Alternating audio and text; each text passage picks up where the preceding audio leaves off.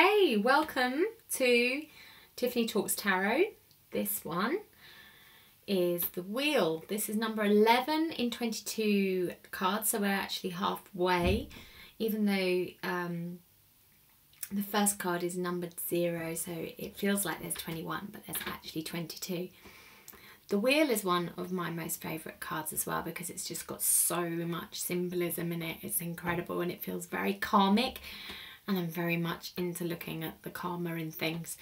So this one appeals to me massively. These 4 figures that you have in the corners are also multifaceted. You could see them as Matthew, Mark, Luke and John, so therefore you've got the 4 Gospels.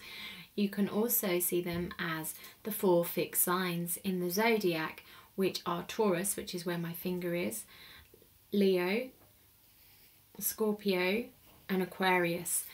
And those fixed 4 points make the wheel. If you look at a wheel, it needs 4 points to be a wheel. Just like our seasons, we have 4 seasons. So for something to turn, it has to have 4 points.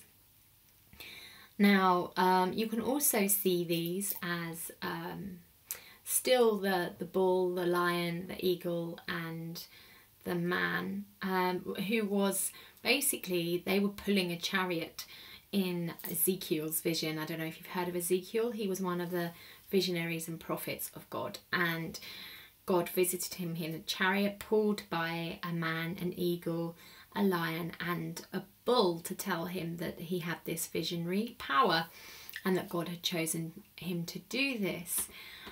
The thing that I also forgot to say, if I can remember, is that yes, the eagle represents Scorpio, but not a lot of people know that the eagle was representative of Scorpio before the scorpion. I prefer to see it as a phoenix because Scorpio is very much about transformation, and so is the phoenix. Now if we look at the next group around the wheel, we have Set here, who's the Egyptian god of the underworld, or Hades in Greek mythology, or death as we would know it. And then we have Anubis here, who is temperance in the tarot, and the overseer of so it could be Iris in Greek mythology as well, the overseer of the souls to wherever they need to go, and the Sphinx represents resurrection.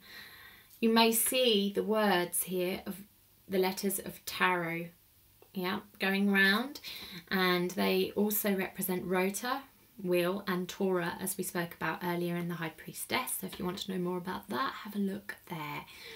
The next symbols here are the symbols of alchemy, and I can't remember all of them ever, but salt, mercury, sulfur, I can't remember what the other one is. So have a look and see if you can find that one out for yourself. The wheel here is represented by Jupiter, and Jupiter is known as a benevolent planet, major benevolent planet. So that means major luck. However, I see this as much more karmic, and I see Jupiter as an exaggerator. It expands whatever it comes into contact with. So really it's about what have you done before? Have your turns been good turns? If they have, then you can expect that to come back to you threefold. If not, then you may be on your downturn here, just having to work through whatever that is. But don't worry, you'll learn and you'll come back up round again. Okay, so I hope that helps you. Oh, and number 10, and I forgot to say about the Hermit. The Hermit is number 9, which is re-evaluation before the end of a cycle. 10 is the end of a cycle, and it's also the beginning of a new one.